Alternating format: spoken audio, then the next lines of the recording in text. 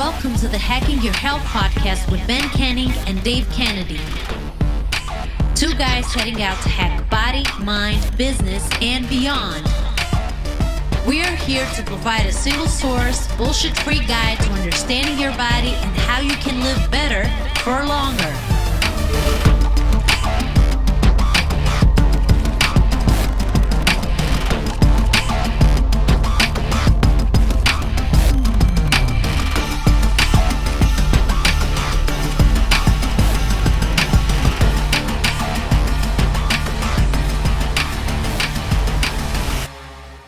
Hacking Your Health listeners, I just want to say a special thanks to everybody that is listening to this podcast. If you're enjoying what we're doing, please share us. We're all over at We Hack Health on Twitter, Discord, Instagram, you name it, pretty much everywhere. But your support, your sharing of your experiences, this community is what drives us, what drives this podcast, and what allows us to be able to do this every single week for you. So if you're enjoying what we're doing, please share us out there. The more people we have to impact, the more people we have to help. That's our mission. That's our goal. And that's the whole thing about Hacking Your Health. Thanks, everybody. Yo, what's up, everybody? Welcome back. I am Ben Canning. I'm Dave Kennedy. And this is Hacking Your Health podcast. So it was funny. We started this, and you were so excited because we had done the intro perfectly, but then your internet started crapping out, and you jinxed it. You can never say things are going perfect right now because it always has an impact there. So yeah. How you doing? No. I'm gonna start off with how are you doing today? Oh no, you're fucking me up. Me first. Oh, here we go. No. I'm doing good. I have spent the day just going through some check-ins and recording some trainings for the mainframe. Do you know what? Actually, one thing I will say. Yesterday, was it yesterday? Yeah, yesterday I had one of the best sessions I've had in a very, very long time. And I actually went to the gym earlier, and I sort of knew that I didn't have anything to leave the gym for, essentially. So I was not on any time restrictions. And it was one of the best sessions I've had in a very long time. And it put me in an exceptionally good mood. So if there's one lesson from that, it's make sure you have a good gym session. It will make you feel good. But aside from that, everything's good. I'm just obviously getting sorted for Christmas. It was Harper's birthday the weekend. I don't really have much else to report outside of that and outside of work. Have a new training block coming from James, which I have totally sacked off the want to have bigger legs in this program because I was training legs like 15 times a week. So now it's like, I want to have bigger arms and shoulders and chest. So can't wait to see what will come back after that. But aside from that, I'm good. How are you doing? Good. It's been a little bit of a tough week. You'll see actually in check-in, I went above my calories quite a few days. You spoil this for me every time. Listen, I know, but but we could talk about it a little bit here and what I kind of went through. It's, I started some bad habits again that I need to break, which is I've been playing video games and drinking seltzers and eating wheat thins. So I the good news is that my weight has stayed consistently the same, which is also the bad news as well. So I was basically, I didn't do so good these past couple of days. It's been 2 straight days, and I'm like, all right, I got to cut this shit out. So I literally took because I went to the store and, I'm like, I'll just get 2 boxes of wheat thins and I'll get them slowly. You do what I do, and you're like, you know what? No, I'm in control of this shit. You have the conversation with yourself. This is the time. I'm going to show myself who's boss. I can get them. I'm an adult. I can have them in the house. I can have them in the house. I'm only going to do like 15 at a time. It'll last me like 4 months. 2 boxes, and then 2 boxes gone in 2 days. They're gone. They're completely gone. So I got to a box and a half, and I was so disgusted with myself that I threw the other half away. And I'm like, listen, you cannot buy wheat thins. And it's funny. We'll talk about this during the podcast about what we listened to the Dr. Attia podcast, some of the tips on controlling weight. But it's funny because Dr. Lloyd was talking about how restrictive diets of cheap foods cause issues when it comes to like eating issues. Like a lot of the diets that people used to do before is like, hey, cut out all of your favorite foods like pizza and things like that, and you could be healthy. But then what they found is that if you cut out your healthy foods you don't enjoy eating, which is a huge part of life, then you start to have all of these like eating disorders and things that start to come out of that.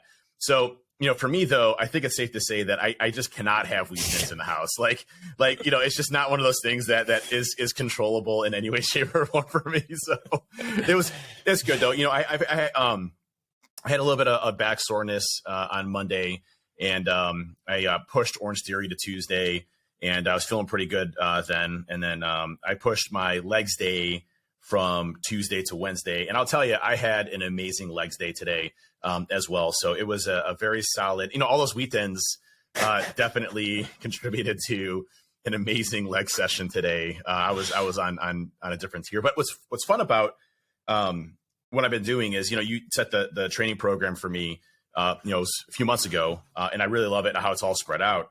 And what I've been doing is doing either the same exercise, just a little bit a different way, or, supplementing it with a different movement that is hitting the same muscle group just for fun to kind of mix it up a little bit. And I enjoy that flexibility of like, oh, I kind of feel like this today and giving this a shot, or, instead of using the Smith bar barbell back squat, I'm going to do, a safety bar instead, and, see what weights I can kind of roll in that and get more and more isolation there. So it's been a lot of fun. Good training week. Had a lot of success. Had some PRs on push day. So push day this week was Monday. And even though I had some, back pain, I still obviously got my lift in, and because it's not going to impact my push day. But I had I had an awesome push day. My chest is actually still sore today, which is like 3 days later, which never happens. So I know I hit it really good. So good week, and looking forward to the holidays and still getting my lifts in. So yeah, I think the pissing contest between Dave and I continues. Now I will say. You're winning. I will say that the dumbbells that you have are 125 pounds. The ones that I have are 121 pounds. But I genuinely I wanted to see if it was like a one-off. So I went to lift them on Sunday, and it was just like no hope. Like I was like stuck in the bottom like this. I was like, these are not going anywhere. And then, like I said, I was feeling good yesterday. I was like, I'm going to give these a go. And I always sort of know, like, whenever I'm in warm-ups, and it's like, right, okay, this is good. And I got I think 7, and that genuinely is like all-time high PR strength. Like I have never, number one, I've never lifted them until a couple of months ago, and number two, definitely not for that many reps. And it was always my goal. I remember whenever I used to train in Helmy's gym, there was 60 kilo dumbbells, which is 132 pounds. Yeah. I was like, this year I want to be able to lift them. So now that I'm like slightly more confident in the 55s and I got 7, I was like, I could definitely lift the 60s. So I go over, and the fucking gym goes 55 kilos, 65 kilos. So essentially it goes 121 pounds to 142 pounds. I'm like, I mean, I'm confident in the 55s. I can lift those, but I sure as shit cannot lift those. So I'm going to either need to get, maybe I just need to go and train at Helmy's to lift them, but I would be fairly confident that I could do those before the end of the year, which was the goal. I woke up, and by the way, I misstated. It wasn't Dr. Lane. It was Dr. Did I say Dr. Lane, or what did I say? Dr. He said Dr. Lloyd, but it was Dr. Lane. Dr. Lane Norton. Sorry, my bad on that correction. But it was funny because I woke up that morning, and I think I was like kind of groggy, and as soon as I wake up, I already have a text message there, and I look at it, and I push play, and I'm in bed, and I see you do 7, and Aaron's still sleeping. I'm like, gosh damn it. And Aaron's like, what? And I'm like, nothing. Ben beat me at a bench press. She's like, you're such an idiot. And she goes back to sleep. So yeah, it's a big problem, but just not one that you need to deal with. Yeah, you don't need to worry about it. It's with me. Like, I'm going to go right now and just try to get 7. I didn't. I got 4 again. So that's impressive, man. I mean, it's a lot of weight. I feel like I burn. Like I need to work on getting my arms up faster for the first, getting set into position. I feel like I'm burning so much energy going up, like you said before, and then, start cranking out. And I've been doing it more slow and controlled because this is a lot of weight. So I'm not as comfortable yet with, kind of cranking them out. So, maybe now that I feel a bit more comfortable with it, I can get 5 or 6, but definitely not 7. So, but same thing. Like last week, I went to go do the 125 pounds. I pick it up. I go up, I'm like, nope. I'm like, what the hell? I'm like, I just did 4 last week. Why can I not do 1 right now? What the hell is wrong with me? So did I lose, 20 pounds of muscle mass in a week? So no, it's funny because so 50 kilos is like a quote unquote normal gym. So that's 110 pounds. Like that's usually the max that it goes up to. So that, whenever I used to work in Gymco, like that was always the goal. It's like, if you're lifting 50s, like people are looking at you like, fucking hell, like, they're the ones that have the dust on them. Nobody really lifts. So it's cool to be like in that sort of realm and be comfortable actually holding them. And I will definitely give Helmy the credit for this. Like since I've transitioned from, I used to the only way I can describe it is like use my knee to throw the weight up. Yeah. And then leaning back down into it, but like holding them close into my chest and like falling down with them. There's something so satisfying about being in that like fully stretched position at the bottom. And like, if anybody saw me, they would definitely think I'm crazy, because there definitely is like some sort of smirk, semi laugh going on whenever I know I've got them up at the top and I'm like, all right, it's go time, because I got it. Yeah, because the hardest bit is like getting them from like it is here to here. But I know as I get them up, I have at least 3 or 4 reps, but I was able obviously to go 7. It is so much of a mind screw getting that much amount of weight above your head initially, because you're like, is it going? Is it going? Is it going? Okay, we're good. You know, and then you're coming down, you're like, oh, I got this now. And then you pick out, well, 4 for me, 7 for you, son of a bitch, but 7. I could have just stopped the 5. But no, it's definitely good. And it's actually an interesting point, because I can't remember the guy's name. The big guy, the Canadian guy, tattooed, Wicked Strength or something his name is on Instagram. He talks about you should actually start in the bottom position because you want to start where it's hard. And since I've sort of had that mindset, like there's something so satisfying about getting them up. And same idea, like I can definitely feel that I have trained my chest this week, so I'm excited to continue to beat you at the dumbbell bench press. Yeah, it's been a good training week. I will say, so tomorrow's back, and then I got push on Friday, so I'm going to see if I can get 125 again then. So we'll see how that goes. But this is about my push days on Saturday, so I can beat you again. Yeah. So I'll get 6.5, and you'll get 8 and 10 and whatever else. But it's a good challenge. Say though, like you said, like if you had a spotter to help you get out of that bottom, you would have so much more for the set. Yeah. Do you know what I mean? Like you do waste a lot of energy essentially with that first rep. But definitely feeling a lot more confident, a lot more comfortable in the movement with those heavy weights. But they're big dumbbells. Like no matter what way, shape, or form you look at them, they're big, and it's hard to sort of. But it's cool. It's cool. Like it's good to be able to sort of reach new levels and continue to push. Yep. So other than that, I got the holidays coming up, and I got so I already got my gym booked pass for when I'm in Michigan for the next week. So I'm ready to go and hit the training days every single day then. And it's going to be a good time with family and friends and still get my lifts in. So, and now, the question is, will you still be at home on Christmas Day? Yeah. Okay. So you're still going to train? Cause I was on the group call on Monday. I was like, show of hands who'll train on Christmas Day. And there was a few hands up. But I often find I've always trained on Christmas Day just because I know the gym's empty and I know I'm going to eat loads of food that day. But yeah, you'll still be training then. Oh yeah, for sure. There's no question about that. Yeah, no question. I mean, it's on Sunday, and Sunday's your programmed rest day, so I don't know how you're going to go about that. Oh, it is on Sunday. Yeah, I'll probably still lift. I mean, when I mean lift, it'll be cleaning. It's cleaning the gym. Okay, so which means you have to lift everything. Every dumbbell's got to come out. You got to clean it. You got to make sure you got to inspect it above your head. You got to make sure. You gotta make sure that the bar with weights on it, is oiled properly, the Smith machine, and it's a maintenance day. Maintenance day. So okay. So I can do some abs then, but no, yeah. So what are we talking about today, Ben? I know what we're talking about today. I'm asking you. We are going to discuss the Dr. Attia podcast and the stuff that we learned about that. Essentially, what I will break it down to is tools that you can have in the toolbox, essentially. And I've said that quite a lot in different contexts, but I think sort of what they were getting at is sort of breaking down the different ways to do things and understanding that these things are different tools. And one of the things, actually, I just finished listening to the podcast beforehand. One of the things that Dr. Liam Norton said, he thinks that sometimes people find success in things and they will then go and try and find the research to back up that is the absolute way to do things. And I've said this before, and I say this quite a lot whenever I'm having initial calls with clients. Like, I don't necessarily think there are a lot of people on the internet that are out to misinform. I think it is exactly that people have had success in something themselves, so they then believe that that's the absolute only way to do things, and that's why there's so much confusion of, I'll read one article about keto and then one article that will say the exact opposite of it. So I'm not saying that there's nobody out to misinform, because there definitely is, but I definitely think that it is just a case of one person has had massive success and wants to share it with everybody as this is the absolute way to do things. And I guess that was sort of what he was hinting at, or what he was saying about, people have success with something and then try and almost reverse engineer the data to suit their narrative. Well, I think, it actually kind of hit home with me a little bit. Dr. Lane and Dr. Attia went, very much into depth around, like there's so many different things going on, so many different ways to do things differently.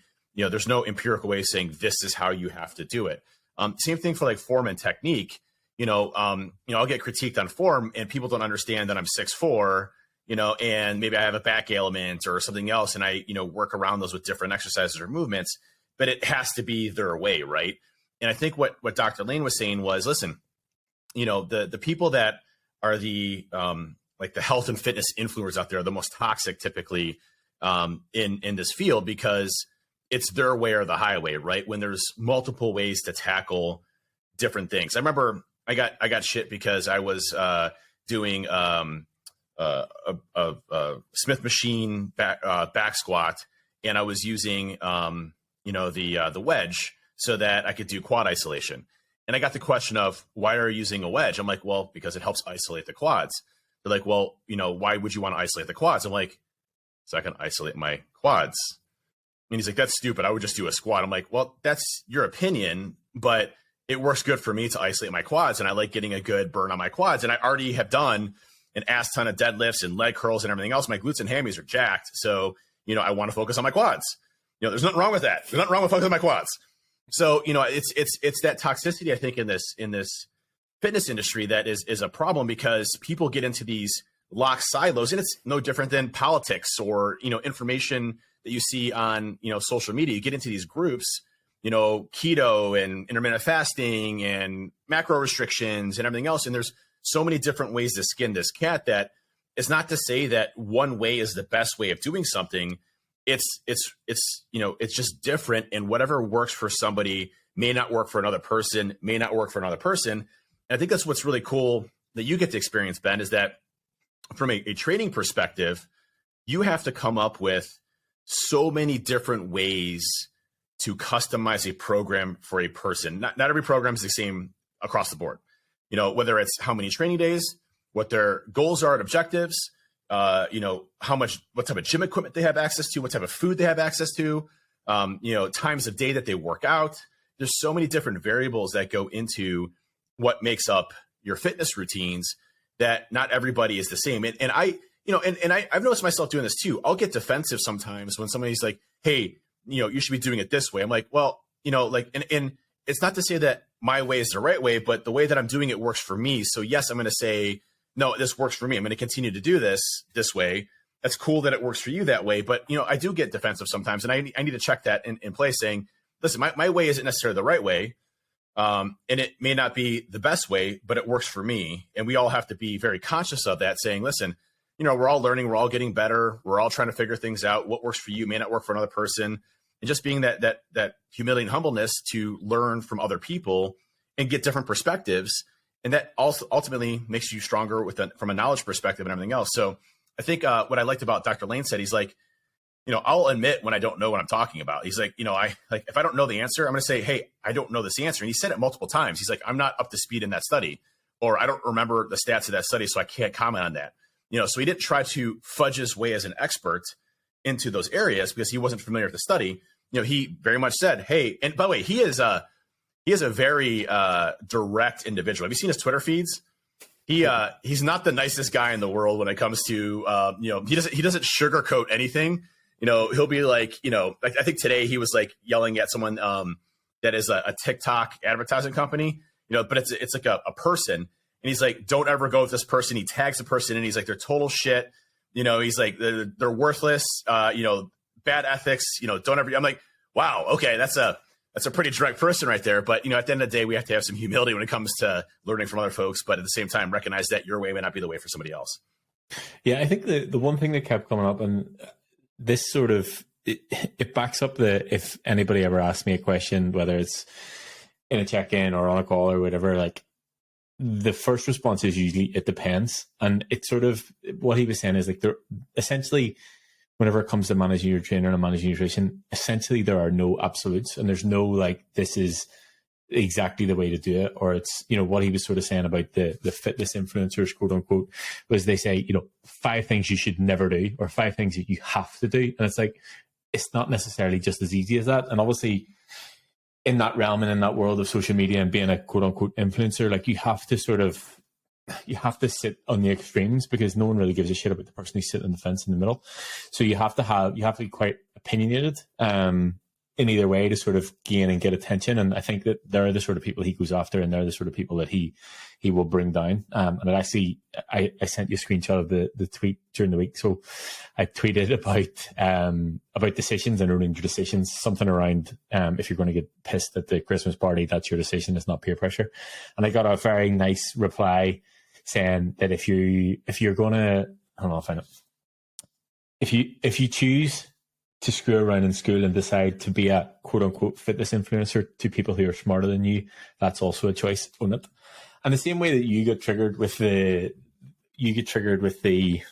form check things, I was like, who the fuck is this person? And then I was like, number one, I would never ever in my life claim to be a fitness influencer. But then again on the same day, I got a message from a client basically saying thank you for everything and saying, you need to recognize the amount of people that you're impacting indirectly. So, okay, yes, I have a set number of clients, but the positive impact that they have on the people around them, whether it's family or work or whatever, like the influence that they have on each other is absolutely, it's not something we could put a number on. And I was like, fuck that person for cracking up at me. But something that definitely triggered me. But the fitness influencer thing, it's definitely, it's a tough one because a lot of those people in that realm with high followings and whatever else, they're trying to push something or sell something. So they need to sit in an extreme either way. Yeah. And I think the extremes is the problem, right? And, yes, there are the obviously my pet peeve, and I've talked about this on the podcast, is,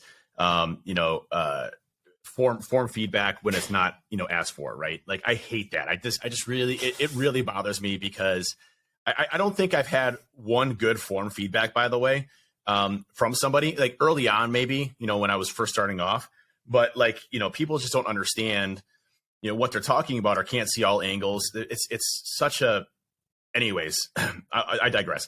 But, the thing, I'll see, oftentimes like, if you follow Zach Strength on Twitter, Zach is really big and he's a fitness guy, coach, things like that. He's really big into eating like steak and eggs is his big thing. So he eats steak, eggs, and butter all day long, like breakfast, lunch, and dinner, steak and eggs. Like, and it's like 2 big steaks and like 15 eggs. He'll do duck eggs. I think he's had an ostrich egg before. He's hilarious to watch and he seems like a really great guy. The amount of shit that guy gets for eating steak and eggs all day, I cannot believe. Like, and it's funny because like the guy's jacked. I mean, he looks great. And he gets blood work done and his cholesterol levels, his HDL, his LDLs are all fine. That works for him. So who's to say that what he's doing is wrong when it works for him and his body and what he's doing? And, it's not to say that that's for everybody. I couldn't eat. Listen, I tried keto for like several months and I got tired of meat and cheese, man. Like I got so tired of just meat and cheese. Like, it's just, it gets you. And it's funny because when you first start, you're like, oh, this is awesome. I'm like, man, meat and cheese all day long. Like this is fucking great. And then like 3 months later, you're like, I hate all meat. I hate all cheeses. I never want to do this again. And the one thing that I will say about Zach Strength, now I follow him obviously because we've had conversations about him, and he does like it is fucking steak and eggs every day. Like that meal in itself must be about 4,000 calories. Yeah, and obviously he's sitting on the extremes, and that's absolutely fine. But he did a tweet recently, or he retweeted a tweet that he'd done before of The Rock and his cheat meal and the 10 pancakes, almost like giving him shit for promoting that way of eating. And I'm like, I see your point 100% because yes, he's promoting eating, 12 pancakes or whatever.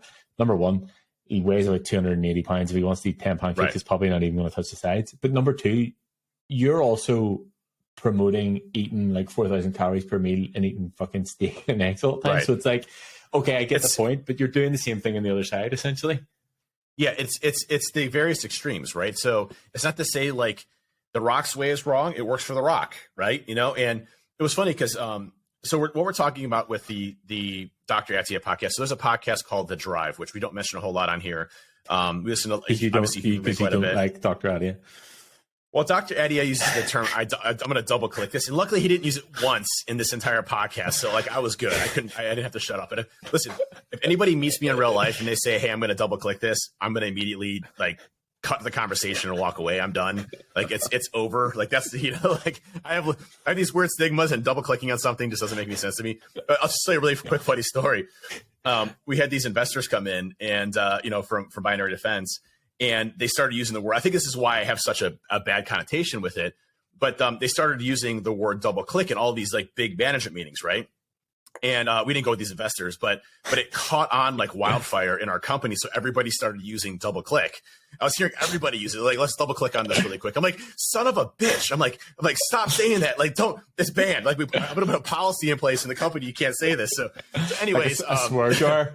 Yeah, it's a swear jar. He says it. But the drive with Dr. Attia is a great podcast. He's got a paid subscription model that has a lot more content in it, and it's some really good stuff. He goes really deep sometimes where I lose it, like some really awesome topics, and I feel like I'm like, oh my god, like I thought I knew some stuff and I'm a noob. But it's really great because he goes into like the science of everything and like how everything works, everything from male hormone optimization to cholesterol and heart health, like a whole bunch of different topics. But anyways, we're talking about episode 235, which was released recently. And it was with Dr. Layne Norton, who did a really awesome podcast with Huberman that was really good. So this is kind of a continuation. It was another like 2.5 hour, 3 hour podcast, and brought in some really great info. But what I liked about Dr. Layne's explanation about everything is that, he's like, listen, like these extremes are what is really killing us in the fitness industry, because if you go on Google and you search for how do I lose weight, immediately it's going to come up with take these pills. Immediately it's going to come up with try this diet, try keto, try intermittent fasting, try this, try that. Instead of bringing knowledge to somebody about, hey, what is calories in versus calories out? What is your total daily energy expenditure? Understanding your body, and then from there building out a plan that is successful. And I think one of the programs that was really good in the United States, at least, was Weight Watchers, because they basically did that for you, where they took, they simplified the whole concept of total daily energy expenditure and calorie counting, and they put it into point systems. So they said, hey, if you eat this, it's 5 points, and you're allowed 50 points this entire day, right? And so those calories equate to macro breakdowns of what you need, for your body. And a lot of people have success with that. But again, long term, it's kind of hard to stay in those types of, especially when you're ordering all the food directly from them and things like that. But I find time and time again, people that do intermittent fasting, people that do ketogenic diets, people that do, these kind of cleansing diets and things like that, it's very difficult to stick into. And one of the ones that I found fascinating that Dr. Layne went into was about intermittent fasting. And, I know a lot of folks that use intermittent fasting, they have a lot of success with it. Dr. Layne cautioned on it and said, and Dr. Attia did too. And I found it surprising from Dr. Attia, because he used to be a very big proponent of intermittent fasting, but a lot of the latest data on it is coming out not as great, both long-term as well as short-term, on what the benefits are of intermittent fasting. So the two big stipulations of intermittent fasting was, one, you're in a fasted state, so your body's kind of cleaning itself up and using your cleaning out the junk and optimizing your body and giving a sense of clarity. Truth to be told, that you're not fasting for a long enough window for those effects to really be taking place. So if you're doing a feeding window of 8 hours, for example, it's not enough time from a fasting perspective to really recognize the benefits of fasting. So that's one piece there. So you're not really getting the benefits of fasting and longevity within that 8 hour time window. And the second period is, they were saying that, hey, because you're doing intermittent fasting, your caloric burn is higher because your body is working kind of an overdrive in a fasted state. So you will lose more weight during those periods of time. And the most recent studies that came out with that showed that wasn't true. So, it's no different than caloric restriction. So intermittent fasting is no different than caloric restriction from that. But what it does allow people to do is only eat within a certain time window, keep consistency and discipline within that. And most likely you're going to be eating less calories during that period of time, which is where the success comes from in intermittent fasting. But what Dr. Layne said was, listen, and Dr. Attia agreed 100% and dove down into it more, is that, listen, if you're not focusing on protein as part of that 8 hour window, you're in a world of hurt, because you're going to lose muscle mass. You're not going to be able to maintain your muscle mass. And three, the calories that you're consuming isn't going towards the right things in your body. So, if you're doing, high fat and carbohydrates or high fats, again, that's going to not necessarily, it's going to be counterproductive to what you're trying to accomplish. So you need to make sure that you get some substantial amount of protein to get your protein metrics, because then, everybody's different, but it's usually, 1 pound or 1 gram of protein per pound of lean body mass. So if you, weigh 200 pounds and let's say, you have, 150 pounds or 140 pounds of lean muscle mass, whatever that is, you need to get 140 grams a day. Or if you're, 250, and you're, relatively overweight, maybe it's 190, 180 grams, but you need to get those baseline amounts of protein in your body while you're doing that 8-hour window, or else you're going to start to shed muscle as part of it. So, again, it's not to say that intermittent fasting doesn't work for everybody or work for certain people, but you just have to be mindful of what that means to making sure that you hit your goals to your desired states. So, I thought that was really interesting, kind of going into intermittent fasting, which was touted as kind of like the miracle diet, a few years ago. And now as the science comes out, it's like, hey, it's no different than anything else that we've seen out there. But that's exactly what happens. It's like, this is the new thing. This is the way. This is the miracle. This is going to change your life. And it's like, all right, 5 years down the line, there's studies, there's science behind it. It's like, nah, maybe not so much. But I think not so much. I think if you sort of focus, if we talk about maybe Weight Watchers and intermittent fasting and keto, essentially what that's given is someone some sort of framework to work around. And I'm not against that. And yes, okay, I've maybe badmouth keto every so often, but it's having the framework to work around. And if you have success with it, then it's absolutely ideal. My issue becomes when really you don't actually have the information or the reason why you're doing these things. And essentially, if you think about Weight Watchers and you think about intermittent fasting, you think about keto, essentially it is just another way of calorie restriction. So with Weight Watchers, you're limited to the amount of points that you have per day. I will say that I don't like their model because some foods are branded as sins. I think it's Weight Watchers, which obviously gives a negative relationship with food. That's just a me personal thing. With intermittent fasting, you're limiting the time that you can eat. So essentially you're limiting the amount of time that you have in a day to eat. So therefore you should or will eat less. And then with keto, you're actually taking a full macronutrient out of your diet. So you're again limiting the amount of calories that you're consuming. So essentially they're all doing the same thing in a different way, if that makes sense. Yeah, and that's the thing. Like, again, we're not saying that any framework is bad for you. Whatever works for you is better, or it works for you is great. What we're saying is if you take those diets out of the equation and you build from a knowledge perspective and a foundation perspective of understanding your calories, what you're putting into your body, your total daily energy expenditure, that is how your body works. Okay, that's still a framework. But all those other diets, that's, if you're going to do keto, for example, because you want to drop a quick, 20 pounds, that's great. But are you going to be able to do keto for the rest of your life? Are you going to come off of keto and not know what to do and then gain that 20 pounds back again, which is where I was at, right? I was going on keto. I do all this hard work. It suck ass. I would, work my ass off. I lose the weight. And then, I'd be 30 pounds heavier 6 months down the road. So, if you're going to do something like that, is it sustainable for the rest of your life? And can you put things into place to allow you to come off of that into a framework that allows you to be sustainable? And I think, to me, so calorie counting is a framework, right? It's a framework of using MyFitnessPal or other tools to be able to allow you to, understand what you're putting into your body. I think, what Dr. Ling went into, he's like, you're going to be surprised on how much 1 tablespoon of peanut butter actually is from a, calorie perspective, or, how much a bowl of cereal actually is. When they have the nutritional facts on there, a bowl of cereal isn't what they list there. It's like usually 4 or 5 of those, right? Yeah, because it's like serving size, 35 grams. I'm like, what sort of fucking serving size is that? Like I would eat 3 of them. Like it's 3 serving sizes per bowl. Right. And so, when you understand what you're actually putting in your body and the calories, and he gave a great example of, he said he has patients that come in and they're at 1,500 calories a day. And he's like, that's obviously really low. And he's like, they're not losing any weight. And I'm like, okay, well, one of 2 things is happening here. One, you are not counting your calories properly, and you're probably eating around 2,500 to 3,000 calories a day, which is 99.9% of them.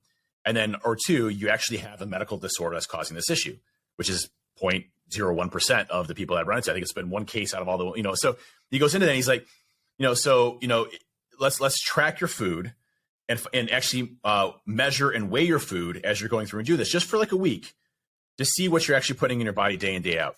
And what he finds is that he's like, everybody has, they're pounding, 1,000 extra calories or 2,000 extra calories because they're not measuring their food appropriately. And it's not to say that if you don't want to measure your food, if you don't want to measure your food, you don't want to count calories all day long, I understand that, but at least do it for a few weeks to understand like what your baseline is around the calories and then kind of going from there. I've done that before where, there are certain days where I won't log food. I mean, I still log it, but I don't know the exact amounts because I'm eating at a restaurant or something like that. And I kind of ballpark it. It's not going to be perfect, but at least I know a general idea of what's going in my body. And then, hey, I probably overestimate in certain cases just to make sure I don't go over my calories of what I'm actually doing. So, it's getting a framework that works for you, that allows you to stay consistent with the tools you have necessary. And again, that diet that, you're being touted as being the savior of all, isn't going to be the diet you want. And what studies have shown is that caloric restriction increases longevity. So if you're in a caloric restricted state, i.e. you're not, you're burning less calories than you're eating, you will live longer. And that's a pure fact on mice studies, human studies, all across the board. Caloric restriction equates to, a longer lasting life. And so, if you can stick to that type of framework around understanding what you're putting in your body, counting calories, and being able to do that, that is to me a foundational aspect. And those other diets, if you want to try them, like we've played around with keto, we played around with other things just to kind of try them out, but we have a framework that we know to go back to when we're done with that, because it's not going to be sustainable long term, right? So much of me wants to commit to doing like a month of keto, but I just do not think that I could do it. I don't want to do it. I'm not in that space. But I think the thing, and again, I'm not saying that this is the only way to do it. I'm just saying that this is the way that I would teach, and this is what I've seen clients have the most success with. And there's two sort of reasons that I see in it. Number one, it's not restrictive in terms of there will be no food that I tell you can't have. Maybe a case with you can't have Cheez-Its and we just decide that that's it. Wheat thins are out the window. You cannot have them. But aside from that, like anybody who comes to me and they say, can I have this? Can I have that? And whatever else, I will always say yes. And it comes back to what you were saying at the start of the podcast about the relationship with the food and the sort of disordered eating comments and stuff like that. Like as soon as you're told you can't have something, you're wired that that's the only thing that you will want. So whenever I talk about managing your calories, like everything can be accounted for to an extent. So you can essentially have whatever you want within reason. But there are no food groups or there's no foods that are off limit. And the second thing that I always see the success in, and that's actually a guy who came on board last week, Brian, he was on the call the week after, and he's like, I just can't believe the calories that are in things. And if you don't track it, you're not going to know. You just eat because the food is there. But there's two things that happen whenever you start counting calories. Number one, you realize how food's made up and how many calories are in it. And number two, because you actually have the numbers in front of you, and whether it's just you or whether it's me looking at numbers, you know someone's going to be checking them. Like you instantly eat better because of the numbers that you have available. So that's why I find that is the most sustainable long term, because you can go to parties, you can eat out, you can have pizza, you can eat ice cream, you can do all these things that other dads tell you can't do as long as you stay within your calories, essentially. Yeah, and the calorie piece of it, like I will eat pizza, from time to time. It's not often because it's not something I will say, like when you start to eat fairly healthy and you track all this stuff, you eventually kind of break that cycle of wanting other types of foods like fast food and things like that. So it's very rare for me to eat like Taco Bell, which is one of my favorite taco places. Let's say I don't eat Taco Bell, but it's rare for me to eat Taco Bell. It's not like a weekly occurrence or monthly occurrence. I would say I would have, I've never eaten Taco Bell. We're definitely going to go next time. But if you take the entire year of last year, I probably went to Taco Bell 3 times. And it was fairly well controlled. I'd have, 3 soft taco supremes. They equate to, 250 calories or something like that per one. I knew I was breaking that into my macros. I was in a bulking phase. I knew the protein to fat distributions and everything else. And I knew that was part of what I was going to eat for that day, to stay consistent with everything I was doing. I didn't get my normal, like 5 tacos and get a Crunchwrap Supreme and a cheese quesadilla and everything else. Same thing when I eat pizza. If I'm going to have pizza, I'll probably have 2 or 3 slices max. And that's, incorporated into my macros for that day of what I'm eating. I'm definitely not eating. And you'll have some pineapple on it to get your micronutrients in. Definitely got some pineapple in there. So, but I mean, you can still eat the foods that you like to. And I think that's what was really cool talking with, listening to the podcast with Dr. Lane was, there's, the food aspects of things and being super restrictive. He had gave a case example. There was a bodybuilder that was challenging him and his rationale for how he eats. And the way Dr. Lane eats, he's like, I eat whatever the hell I want to, just within reason, within my breakdown of my macros. He's like, I've been a professional bodybuilder. I've gone down to, sub 10% body fat. I've been, 5% body fat. My caliper showed I was at 2% body fat, was really probably 5%. He's like, I've done all this stuff. I'm a professional bodybuilder and power lifter and everything else there. He's like, so I know how to do this. I know how to tweak myself and go down when I need to. And he's like, I still eat whatever I want to, as long as it's within the confines of what my macros allow me to do. And he uses Dr. Lane has his own app, which I did use for a little bit. I did like it if I didn't have a trainer. And it's nice because the app, and I'll have to find the name of it again. Carbon. Yeah. So the Carbon app is kind of nice because it will continuously redo your total daily energy expenditure based off of your goals and objectives. So if your goals are to lose, 1 to 2 pounds a week, it'll say, hey, okay, here's what we think your total daily energy expenditure is. Incorporate your tracking of your calories, be honest with it.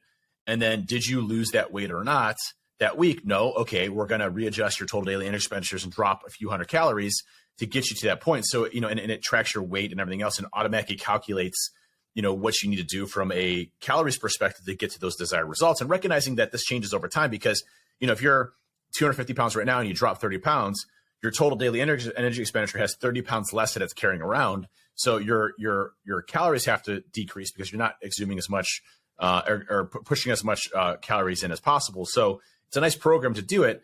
But what he talked about is like, listen, I eat what I want to, when I want to, just within moderation and within the breakdowns. And I calculate it based off of, what I have for the rest of the day and things like that. So, it's not to say that you can't enjoy the foods that you enjoy doing and not be restricted with things. I'm not going to have ice cream. I'm not going to do this. I'm never going to do this again. I'm never going to touch this again. Don't do that. Still enjoy the stuff that you want to. Just do it within reason and have some sort of self-control. Now, again, wheat thins and me, I'm just going to have to break that marriage and that relationship because it's just something there, But I'm okay with that because I can enjoy other things as well. So, but it was just a really neat podcast to break all that down. And I'll tell you though, I remember when I first started trading with you, Ben, and I was like, well, what type of foods can I eat and not eat? And you said, well, you should still eat what you want to eat, just do within reason, but try to stick to the rule of, 80% whole foods, 20% with whatever else you want to. Right. And, that was kind of the baseline of starting off of like, hey, think about like 1 to 2 ingredient type of foods, like chicken, steaks, vegetables, fruits, things like that to get your calories in from, because it's going to make you fuller longer. And Dr. Lane hit on this too. We have so many low density, high energy type of foods, that, are just packed with energy for us, calories, i.e. And, these are the things that we have available to us. But if you stick to kind of the whole foods concept, we have regulators in our bodies, but they were never designed to handle the types of engineered processed foods that we have in our body. So, we have self-regulators. Like if you go back 500 years or even 150 years when, we had to walk to the store to get things, or we didn't have refrigerators and we had to use more whole foods and processed foods, you didn't have an obesity problem here in the United States or across the world. So our bodies have their own regulators in there for that type of stuff when it's natural types of food. When you start getting into the processed foods that we have, that becomes the major issue. But, he said, listen, my views have changed on sugars and things like that. Like, hey, go have, a candy bar if you want to, if it fits within your macros of what you can do, just do it within reason. So he's like, sugar isn't going to cause you to die. A diet soda isn't going to cause you to die. But if you drink 10 diet sodas a day and you drink, and you eat 50 candy bars, well, now that's a problem, right? So do it within reason, do it within the consistency of your total daily energy expenditures, and use that to be able to forge the tools that allow you to be successful long-term. And that's what we see continuously for people that have success and don't have success. Quick fad versus framework that allows you to be successful. Yeah, and I mean, he just jacked. Like, there's no question about it. Like, Dr. Lane Norton is absolutely jacked. But the one thing that he did say that I want to touch on, essentially, whenever it comes to the foods that you eat and how you break it down, like having those things in that are the foods that you enjoy, I think is an essential part of it, because, you need to be able to do this long term, and you need to be able to do it as something that, like, you don't want to always. For me, I don't want to always be saying, no, I can't do this or I can't eat that or whatever, because you don't live the same sort of quality of life. But what I will say is, the one point that he did make was, oftentimes, and you and I probably do this too, we talk about what is optimal, like how do we optimize and how do we gain those 1%. If you're listening to this and you think like, what the fuck are these guys talking about? Like, how am I ever going to get to that level and whatever else? Like, one of the things that he did touch on is sort of recognizing the level that you're at.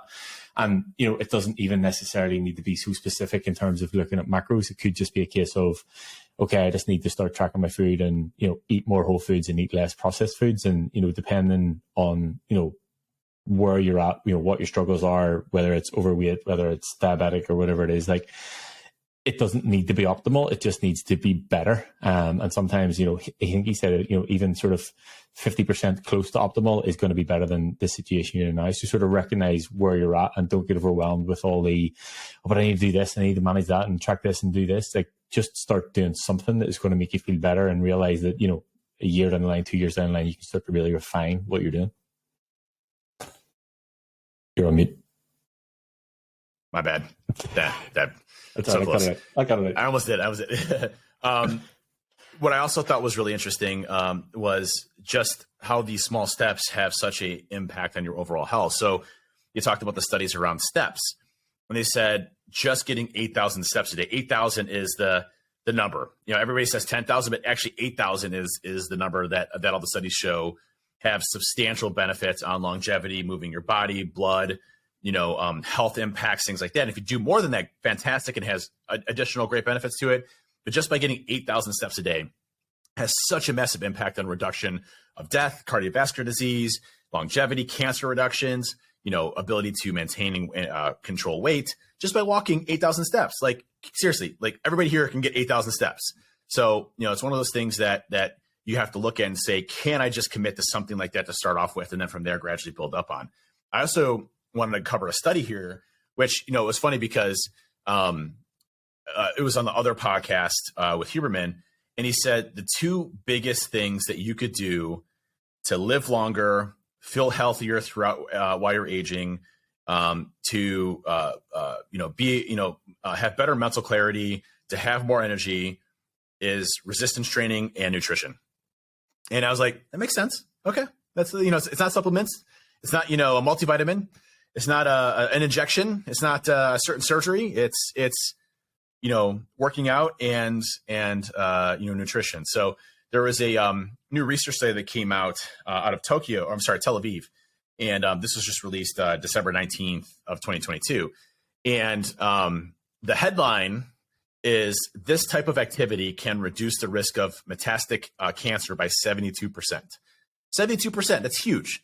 And so based on the studies, researchers found that high intensity aerobic exercise increased internal organs consumption of glucose, decreasing the amount of energy available for the tumor, reducing the ability for cancer to metastasize by 72%. That's huge. Like, you know, again, just by us being able to, you know, work out and do high intensity interval training or high aerobic activity has the ability to cut cancer, you know, once it's already formed, to spread by 72%. So, you know, again, things that we can do to increase ourselves is through putting our bodies under stress, using it how it's designed to be doing. We're designed to go under stress. We're designed to be lifting heavy things. We're designed to, you know, do these types of things, or else our body doesn't operate the right way. And so these are all cool things that I think that, you know, you can kind of incorporate day in, day out. Again, get better at it as you go along. Yeah. And even like I was listening to Chris Williamson and Jocko, and Chris was basically asking me, is like, you know, what would your advice be to, you know, men out there who, you know, they're very conscious that they're getting older and they can feel the effects of getting older. And he was like, it's simple. You just need to train, move more, eat better, stop drinking, get out in nature. It's like, it's not like a secret. It's not like a magic pill. It's just like, go and do things that make you feel good. And he was like, it's as simple as that. So it's not anything. I think the fact that it is almost so simple is what puts people off it, because people want you know, but I have to do something that's, you know, really extreme, or I have to do something that's hard, or I have to take a pill, or I have to, you know, whatever it is. It's like, no, you just need to actually just go and move and stop drinking like an asshole at the weekends and actually eat good food, and it will make you feel good. Like, it's literally as simple as that. Yep. And so, you know, obviously we've talked about these various different subjects across all of the different podcasts. But again, you know, the reason why we go through these on these podcasts is that, you know, it's validated by doctors and PhDs that specialize in your body, specialize in fitness, specialize in these different areas. And, you know, it's these studies that come out time and time again, new research is coming out time and time again that allow you to just validate that, yes, this is what's happening out there. This is how you can be successful with it. And it's not some hogwash, you know, diet that somebody concocted to make $1 million off of. You know, it's literally how our bodies operate and work. And those frameworks there are what we need to be successful. And I remember when I first started, you know, with this program, the first week, if I remember right, was kind of a struggle because I'm like, really, do I got to log this? I got to log this. I got to log that. But once I got through the week, it started becoming second nature to me. It was like, oh, yeah, okay. You know, and then I was just, you know, I'm 800 plus days or whatever logging, and I don't even think about it. I just keep doing it and just keep going through my things. And it's just another thing I do, like checking Facebook or checking, you know, what's going on Instagram or whatever. It's no different than anything else I do. It's just a habit that I have of going through and checking and logging my food. So it's not impactful to my daily life. And it's not something that's destructive in any way, shape, or form. And it's funny how my patterns have changed more towards health as well. I used to work out in the afternoons. Now I work out first thing in the morning. And it's weird because I really dislike working out in the afternoons now. Like, I don't like it. I don't feel like I have as much energy, you know? But I also find that yeah, go ahead. I will say, like, I have moved my training earlier. I wouldn't say that I'm like, it's not first thing, but it's like, you know, instead of being at 2 p.m., it's at like 10:30. And I do feel, I'm going to say definitely feel better getting it done at that time. I'm not at the stage yet where I'm going to start working out at like 4 a.m., but I definitely do feel better getting it done earlier for sure. And full disclosure, there's less people in the gym, so I have more time to like just actually do the stuff that I want to do and take some content and stuff like that. Yeah, and I one thing I do notice is that my preparation routine is taking longer and longer and longer. Like so I feel like it used to take me like a half hour to get ready to go to the gym. Now it's like an hour to get ready to go to the gym because, like, you know, I gotta eat a little bit beforehand now, and I gotta wait like a half hour before that digests, and I gotta take my pre-workout. You know, then I sit there and I gotta wait for the pre-workout to kick in. Then I gotta make my intramuscular workout thing, and I gotta throw some dextrose in there. Then I usually got to go run to the bathroom. And then, you know, it's like this whole prep cycle that I have now in the mornings that I'm having to wake up like an extra half hour early. So if I want to lift at 7 a.m., I really got to wake up at like 6 a.m. So you did in the not gym by like 7 getting a.m. up early? Like, you do not like getting up early at all? No. But I do when I'll tell you what's really funny about that. I do like waking up knowing that I'm about to take pre-workout. And I know it sounds stupid.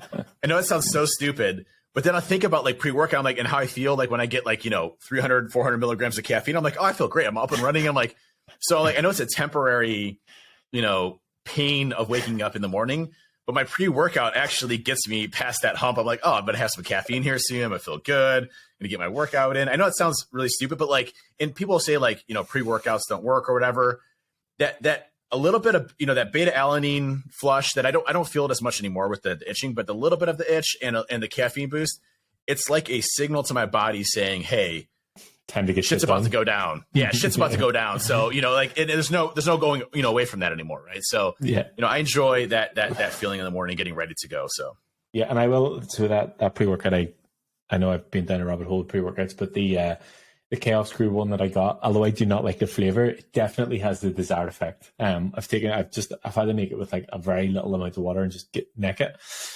So I don't enjoy it, but it definitely had some good sessions off the back of it. And just to go back to your point about tracking stuff on MyFitnessPal, I challenge anybody who's listening right now to go on to the stats on their phone, the screen time, and look at how much time they spend on whatever social media platform you want to put in there, and how much time it would actually take you to track your food in that time. Because people are like, oh, I don't have time to track and blah, blah, blah. I'm like, right, well, how long you spend on your phone on Instagram or Twitter or wherever the fuck you're hanging out? Like, it would be minuscule in comparison to actually tracking information on a app that will help you, you know, live a better quality of life, essentially. Yep. And there's no question about that. I mean, I know I have to log things in my calendar or into my MyFitnessPal. And again, we're saying use my MyFitnessPal. There's so many different ones out there to use. But, you know, the concept of tracking seems like such a pain in the ass for a lot of people. But at the end of the day, it's like, well, you know, that one little step that you do, now you know what you're putting in your body, and you're making the conscious decision of whether or not I'm going over that or I'm going under that, right? So if I know I'm just going to have a shit day and I'm going to eat a whole box of Wheat Thins, I'm going to feel guilty about that. I'm going to know that I did the wrong thing, and I'm going to log that as part of it. So, and Ben's going to say, you had these really 2 bad days of Wheat Thins. Let's focus on, not going over calories next week, and let's go from there, right? So I'm going to send you like 500 boxes of Wheat Thins as a test. I'm going to throw them on the freaking garbage, dude. I cannot. I might save 1 box. The rest of them are going out of the garbage. But no, just kidding. So I'm looking on my phone here to sort of challenge myself on this. So Instagram 1 hour 8 minutes, Twitter 17 minutes, Discord 10 minutes, MyFitnessPal 2 minutes. So a total today I've been on MyFitnessPal for 2 minutes, and I have all my food logged. Like 2 minutes out of your entire day to track your food. Come on, that's a grip. Tell me you can't do it. You can't do that? Seriously? Really? Come on. Yeah. I call bullshit. Yes. I call bullshit too. Well, anyways. Well, that's our podcast for today. We ran through the time already. It's crazy. We've wrapped it up for the year. This is our last podcast of the year. No, it's not. It's the last podcast. You're right. Released. Yes, because this will get released for next week, and then we're gonna have one the following week after New Year's. So happy New Year's, everybody! Merry Christmas, Happy Hanukkah, whatever you celebrate or don't celebrate. Happy holidays, Happy New Year, and all that good jazz. And hope everybody has a great time with family, friends, and everything else. Do not skip leg day, no matter what. Go get your leg days in. Complain about it,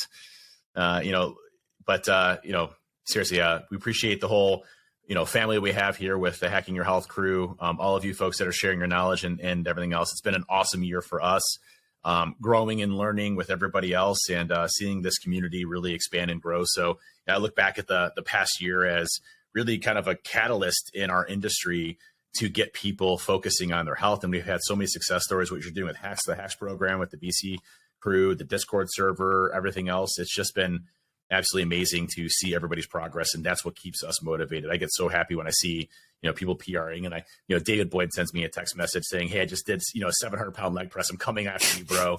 And I'm like, "Damn it, he's actually getting pretty close to me." So I gotta step this up.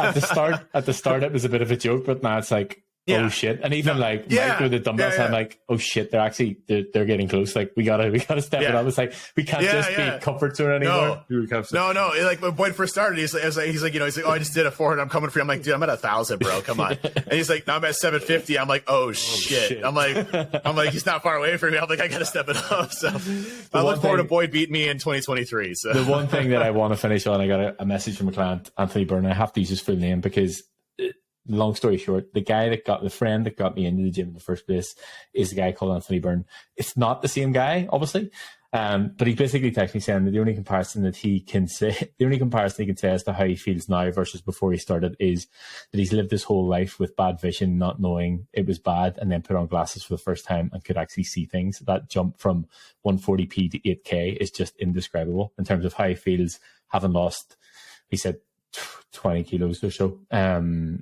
So that that is what makes my job worthwhile, obviously. But being able to see people recognize things that they didn't even know were possible is, that's only one story out of a many, essentially. Yeah, it's awesome to see. I mean, you just go to the Hacking Your Health or We Hack Health, hashtag on social media. I mean, folks are just getting after it, and it's great to see too. Is like this week is kind of like an off week for most folks, where they're just hanging out and chilling and all this other stuff, but they're out there, pushing hard and logging their calories and doing some other stuff. So it's just really awesome to see. I want to shout out to also somebody else now. Britton Johnson just posted on Twitter a couple of days ago, kicked off year 42 in the gym. I started lifting October 21st with 10 to 15 dumbbells, slowly crawling up to 30 dumbbell sets. Maybe in 5 years, I can heft the 110s. Progress is progress. So, just starting off in September, but staying consistent with it and starting for it to become a habit.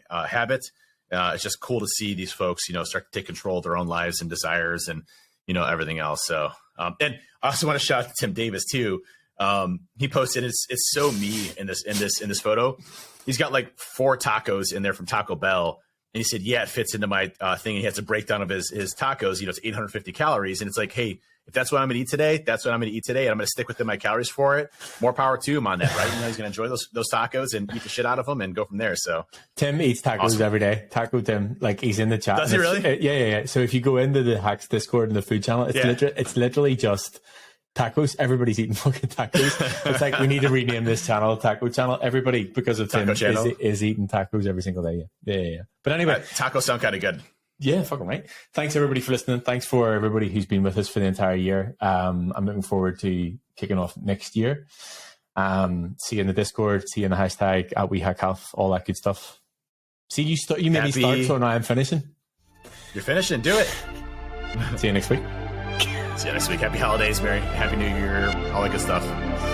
Later.